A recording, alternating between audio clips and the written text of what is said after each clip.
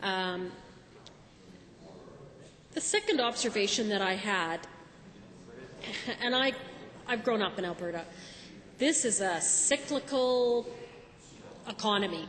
We are overly invested in the oil and gas sector, and because of that, our entire financial security swings back and forth with what's happening in that sector. So right from Lougheed's days, that's been much talked about, and many attempts to think about diversification.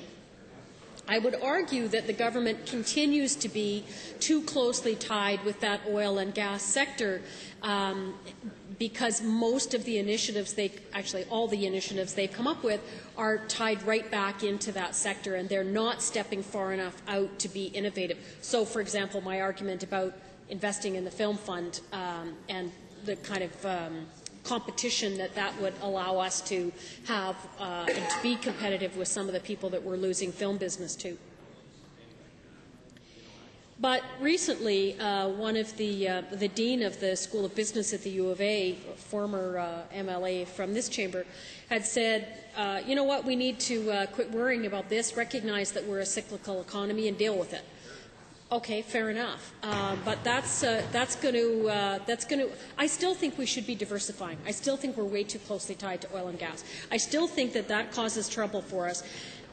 Not because we're going to run out of it in our lifetime or far enough ahead that we'd be really worried about it, but because others are going to stop buying it. There is a war on carbon. There is a different attitude toward whether we're going to power everything in our lives through a carbon-based source. So that's why I think we need to diversify more and to take that seriously. But I think it's an interesting proposal from Dean Percy that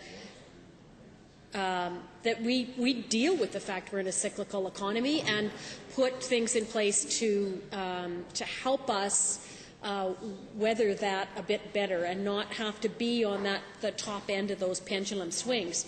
You know, we had an economist as our leader of the official opposition at one point, and Ken Nicol, and he's the one that proposed what we called a stability fund, and the government now calls a sustainability fund, and we owe a lot of thanks to that man, because that's why the government's got the sustainability fund that they have in place now. That's where the idea came from.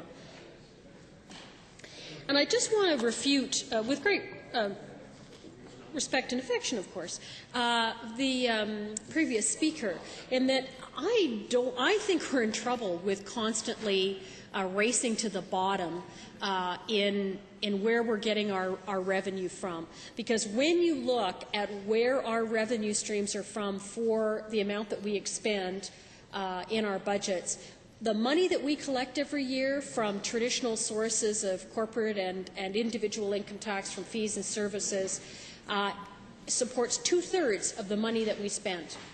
So if we continue to, and then we supplement the last third out of our non-renewable natural resource revenues every year.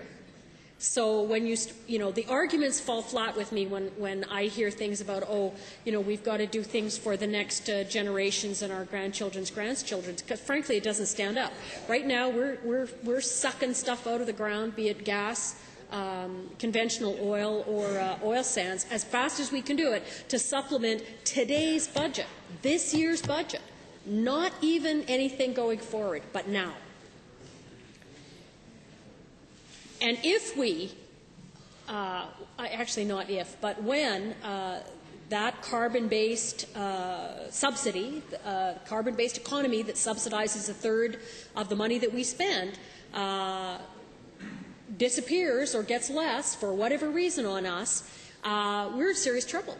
And I think we need to be exploring alternate forms, because this argument that, you know, we've always got to have lower taxes, it's problematic, especially if we lose that other income source. And, you know, where am I getting these ideas from? Well, you know, sometimes it's usual. Well, no, it's from the people that I represent. They're the ones that come forward to us and go, we're really worried when we see that this is where the money that's supporting the government programs and services, that we're shorting it every year by 2/3, that we can only support 2/3 of what we're spending. Because what it says to them is, we're going to have to cut, and cut services even more, even more, even more. And people consistently say to me, we don't want our services cut. We expect government to deliver certain services for us. And we want those services provided. We want them provided well. We don't want crappy quality. We don't want corners cut. We want good services. And we're willing to pay good money for it. And I was surprised, believe you me, because everywhere I'm bombarded with this, oh yeah, lower taxes, that's what everyone wants. But that's not what people are saying to me.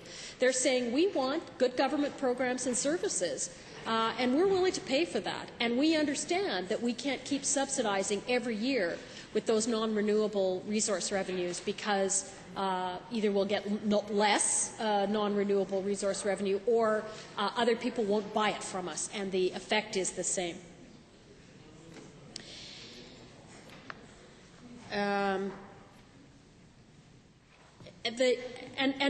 Part of that is something that we've currently got before us in a court case that is turning up in films around the world, that is coming before us over and over again in our daily lives.